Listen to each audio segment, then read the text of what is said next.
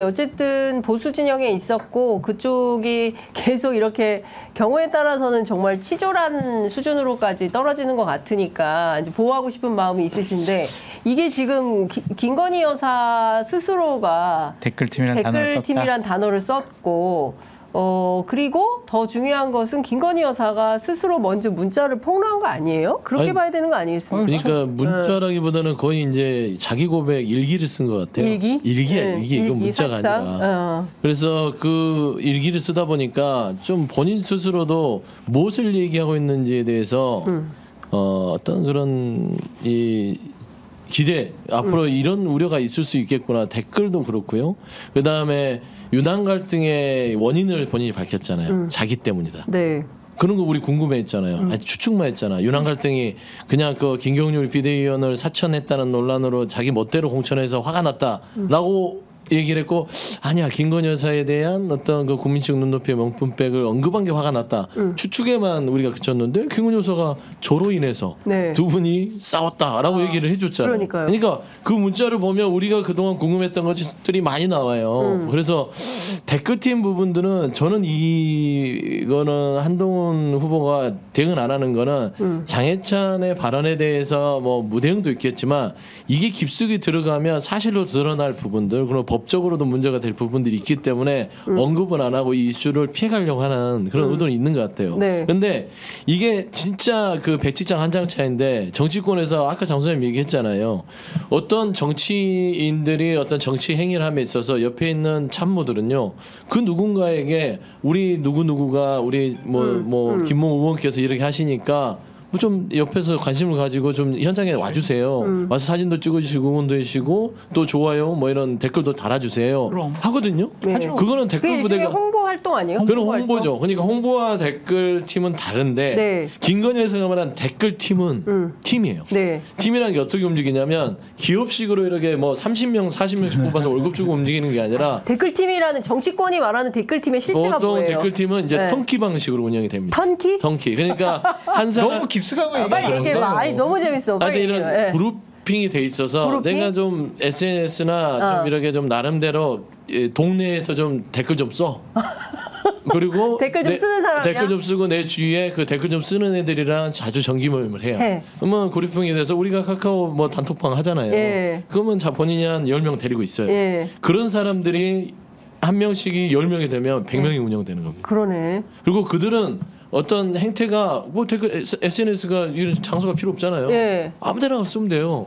버스에 써도 되고, 대신 중요한 거는 이제 이게 범죄가 되려면 좌표 지정이죠.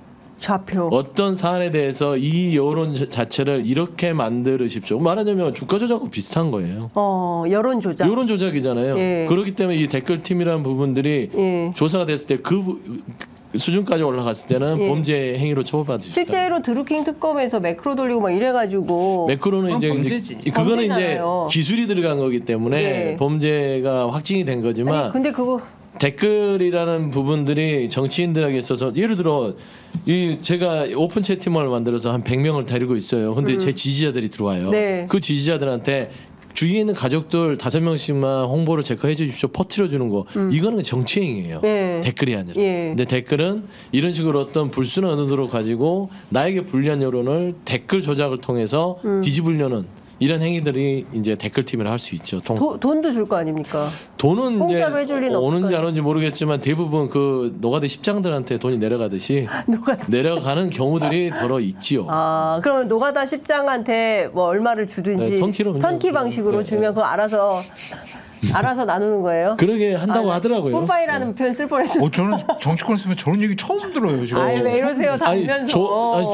저도 얘기만 들었지 뭐 이렇게 전설처럼 흘러내려오는 그런 운영 방식이 있다. 옛날에 그랬다고. 옛날은 인터넷 자유당 시절에 근데 제가 봐서는 그 김건희 여사가 굉장히 고전적인 정치 방식을 채택을 해요. 근데 사실 이런 거잖아요. 좌표를 찍고 자 아무개 이런 거 한 거 이거 좀 해결해 줘라고 실제로 한동훈 위원장이 그 장해찬 후보한테 이준석 좀 방어를 해줘라고 부탁을 하고 네 알겠습니다 한 다음에 본인이 페이스북에 올리고 그 여론을 만들려고 했다면 이거는 이준석 대표 입장에서 보면 이거는 참을 수 없는 거 아니에요? 근데 오늘 아침에 뭐 방송에 나와서 이 부분에 대해서 뭐 불쾌감이나 네. 여러 가지 뭐 화난 그런 얘기는 하지 않고 그냥 뭐 한동훈 위원장 대국적으로 해라 뭐 이런 식으로 얘기를 하고 퉁치고 넘어가더라고요. 그러니까 그게 뭐 맞지 뭐 이거 가지고 뭐 티켓으로 싸울 거예요 뭐. 나는 되게 재밌는 게 이거 보면서 네. 이번에 그 전당대회에 참전한 친윤 그룹들의 설계가요. 이렇게 참 어리석 바보 같은 바보 멍충이. 그래 바보? 멍충이라고 하고 싶어. 바보 멍. 아니 신윤계? 이게 치밀하지도 않고요. 네. 그냥 뭐라고 해야 되죠? 너무 그냥 유치한 공격이에요. 예. 뭐냐? 제가 예. 하나만 설명해 드릴게요. 예. 지금 그 한동훈 당시 법무부 장관이 이준석 제거해달라고 장해찬한테 얘기를 하라고 그랬다고 했잖아요. 네. 그러면서 자기한테 댓글팀을 운영한다는 이런 논거로 됐는데 보세요. 그때 이준석을 날리고 싶은 사람이 누구예요? 체리따봉 날린 사람이 네, 대통령 대장입니다. 예. 그러면 한동훈 법무부 장관이 이준석과 무슨 관계예요? 상관없어요. 하명 받았다는 거잖아요. 누가 체리따봉 날린 사람이 한동훈 법무부 장관한테 동훈아 날려 작업 좀 해. 네. 이렇게 했을 공산이 크기 때문에 한동훈 법무장은 지금 말을 못 하는 거예요.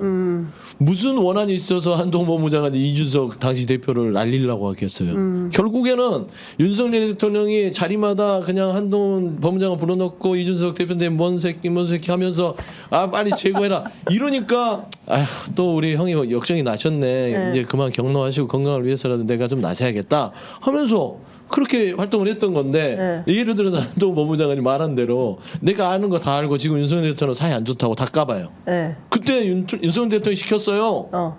하면 어떡합니까? 아니 실제로 어제 그 TV 토론에서 그 한동훈 위원장의 본심이 나왔어요. 당시 상황 다 공개하면 정부가 위험해진다.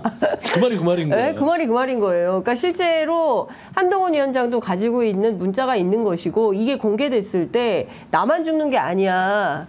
용산도 죽어. 이런 입장을 얘기를 한 거잖아요. 그러니까 공멸각인 거 아니에요, 장수영님? 공식적인 자리가 아닌 곳에서는 더 강한 단어를 써가지고 얘기를 했었죠. 어떻게 해요? 그러니까 자꾸 문자 가지고 왜 너 예의 없고 어떻게 감히 여사님의 문자를 싣고 네. 정치적인 판단력도 너는 별로 안 좋은 애야 막 이러는데 그럼 앞뒤로 전후로 받은 내가 문자를 다 깎아?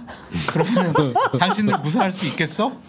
뭐 이런 얘기를 하더라고요. 저한테 얘기를 하더라고요. 그래가지고 저한테는 더 센 단어를 썼는데 진짜. 네.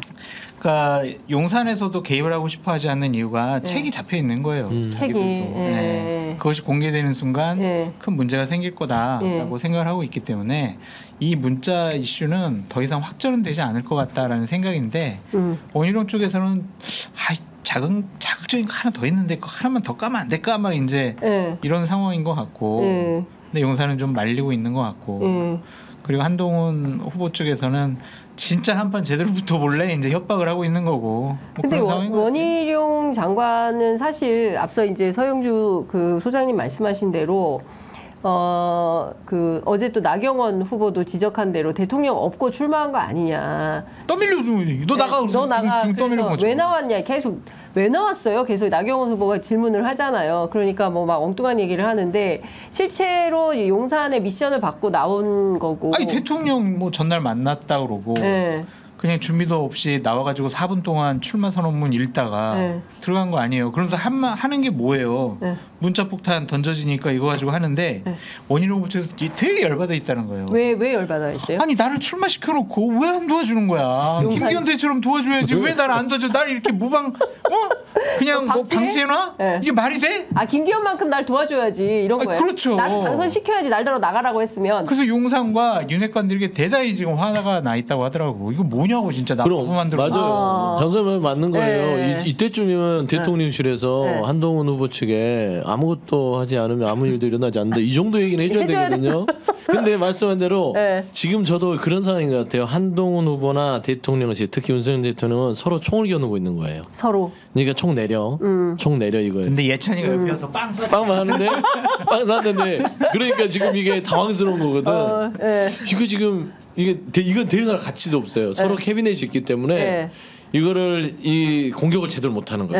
김기현 당시 대표는 아니 김기현 대표 당시에는 나경원 후보나 뭐 나머지 안철수 후보들은 캐비넷을 몰라요. 그러니까 윤석열 대통령에 대해서 자세히 모르는 사람들이야. 그렇죠. 공격을 해봤자 추풍낙엽처럼 이렇게 쭉 무릎 꿇칠 수 있는 사람들이기 때문에 별로 긴장 안 했지만 한동훈 후보라는 사람은 지지도도 지지도지만 네. 윤석열 대통령과 김건희 여사의 일거수일투족을 집사처럼 일했기 때문에 많은 걸 안다. 많은 걸 안다. 그러니까 장윤선 기자님이 정확히 정말 어제 TV 토론의 핵심을 짚으셨는데 그러니까 내 거 다 공개하면은 니들 정권 위험해져. 네. 그러니까 더 이상 나 건들지 마. 이게 어제 전 핵심이라고 생각이 들거든요.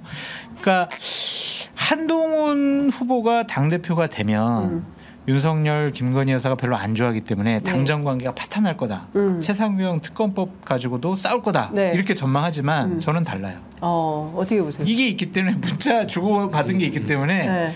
김건희, 윤석열 이 부부가 네. 한동훈한테 책 잡힌 거예요. 맞아요. 책 잡혔다. 그래가지고 저는 주도권은 네. 한동훈에게 넘어간다. 한동훈 눈치를 볼 것이다. 예. 동훈아, 정확하게 보셨어요. 동훈아 나 좀 보호해줘. 정확히 보셨어. 시동생 나 좀 보호해줘. 내가 옛날에 넥타이도 사다 주고 밥도. 멸치도 졸여줬잖아. 고기도 사주고 스카프도 기억나지. 나 좀 보호해줘. 이렇게 될 가능성이 높아요. 네, 저는 장소님과 똑같은 지금 네. 예측을 하는 게 이거는 한동훈 죽이기가 아니라 주도권 싸움이에요. 주도권 싸움. 그래서 처음에 저는 원희룡, 나경원 이 두 분이 뭐 친윤계에 세웠다 하지만 네. 저는 병풍이라고 얘기했던 거예요. 그러니까 잘 되면 한동훈은 무릎 꿇칠 수 있고 안 된다 하더라도 한동훈에게 나름대로의 위축감을 둬서 용산이 움직이면 너 힘들게 될 수 있어. 라는 수준에서의 주도권 싸움인데 이쯤 되면 이제 예전에 본인이 키웠던 네. 이제 검사가 법무부 장관이 되고 키워줬고 비대위원장까지 시켜줬는데 이제는 주인과 주객이 전도된 거죠. 네. 예를 들면 이제는 싫은 소리를 네. 용산에 있는 윤석열 대통령 부부가 하게 되는 정치 상황이 된 거예요. 예전에는 한동훈이 그래도 본인들 눈치를 보고 네. 나름대로 좀 굽신거렸다면 네. 이제는 이 두 부부께서 이제 한동훈한테 굽신거리는 게 싫은 거야. 그런 이제 전개되는 상황들이. 그래서 그 주도권 싸움을 지금 하는 전당대회다. 저는 이게 생각해요. 전두환 노태우 관계가 될 것 같아요. 처음에는 뭐 노태우를 네. 대통령 후보로 만들어주기 위해서 장관도 시켜주고 대통령 뭐 당 대표도 네, 시켜주고 올림픽 뭐 조직위원장 같은 걸 시켜주면서 경력 관리해주면서 대선 후보로 딱 만들어줬잖아. 네. 그런데 이제 대선 후보가 딱 되고 나서는 차별화하고 딱 대통령이 당선되고 나서는 김옥숙 여사가 네. 이순자 여사한테 그랬다며. 아우 전두환 대통령 인기가 없어가지고 우리 정말 선거 치느라 너무 힘들었어 이렇게 얘기했다는 거 아니에요. 네. 그렇게 될 것 같아요. 내가 정말 열심히 해가지고 총선 이기려고 했는데 대통령 등장해가지고 지지율 푹 까먹고 내가 당대표 돼가지고 대통령도 잘 보호해주고 다음번 정권 재창출하려고 하는데 윤석열 대통령 너무 인기가 없어가지고 내가 못해먹겠다. 좀 가만히 계시라. 네. 그런 모욕적인 상황도 나올 수가 있다. 그러면 식물 대통령 완전히 식물? 그냥 뭐 존재감이 없는 대통령이 될 가능성이 숨만 높다. 붙여놓을 것 같아요. 숨만? 네, 숨만 쉬어. 왜냐면은 이게 뭐 탄핵 정국까지는 본인이 막아야 될 거예요. 네. 왜냐면 그 다음에 네. 본인이 이제 정권을 가져올 욕심이 있다면 윤석열 대통령이 중간에 탄핵당하면 끝나는 거예요. 그럼. 보수는요. 그렇기 때문에 본인이 지켜서 본인이 먹겠다는 의지가 강한 것이고 그러기 네. 위해서는 이제는 윤석열 대통령이나 김건희 여사한테는 본인이 주도권을 잡고 시킨 대로 해라.